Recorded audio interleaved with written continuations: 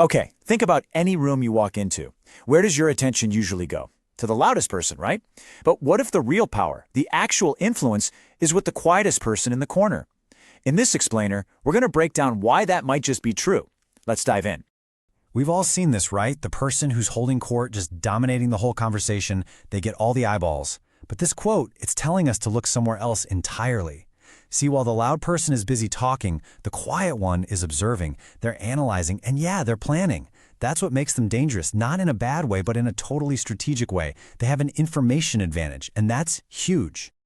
And this right here, this question gets to the very heart of it. What if we've been reading silence all wrong? What if it's not weakness at all, but a tactic, a carefully deployed tool?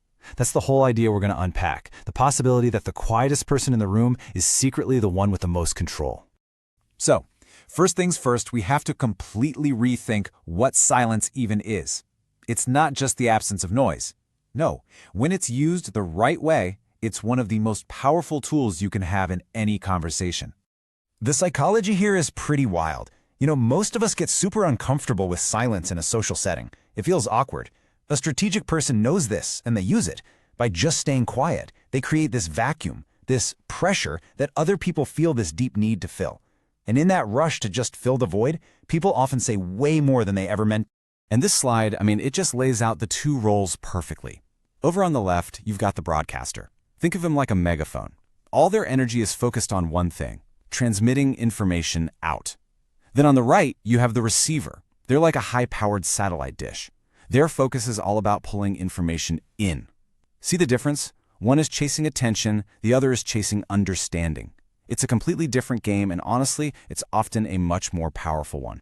So, okay, what are they doing with all this information they're gathering? Well, they're using their secret superpower, something we call observational intelligence. This is so key. Being quiet isn't a passive thing. Their mind is incredibly active. It's firing on all cylinders. So what exactly is it so busy doing? And here's the definition. Now that last part is absolutely crucial.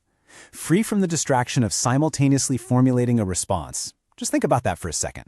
When you're in a conversation, how much of your brain is busy thinking about what you're going to say next? The silent observer? Well, they dedicate 100% of their focus to just watching and listening. And what are they looking for? Well, all this stuff. They're watching body language, the crossed arms, the fidgeting. They're hearing the subtle changes in vocal tone. They're spotting when stories don't quite add up. They're mapping the alliances in the room, the whole group dynamic. But maybe most importantly, they're listening for what isn't being said, all the gaps and the things people avoid. They are just collecting pure, unfiltered data while everyone else is distracted by the noise. But look, this observational skill is only half the equation. To really make it work, it has to be built on something critical inside them, an unshakable core. This is where their real strength comes from. It's called inner stability. This is somebody who is secure in who they are. They're not looking to the room for applause or validation. Their sense of self doesn't rise and fall based on whether people agree with them or like them. You see, this internal quiet is just as important as their external quiet. This inner calm is like a powerful filter.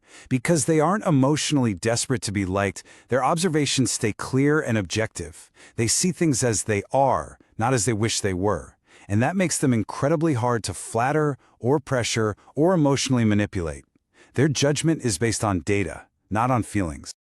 Okay, so let's put all the pieces together. How does this actually work in the real world? This is the playbook of the silent strategist. It all really comes down to this simple three-part playbook. Step 1, use silence. Just let other people rush to fill that empty space. Step 2, observe. Gather that raw data while they're talking. And step 3, stay stable. Make your decisions based on that data, not on some knee-jerk emotional reaction. That's the formula. So, here it is, the most important takeaway.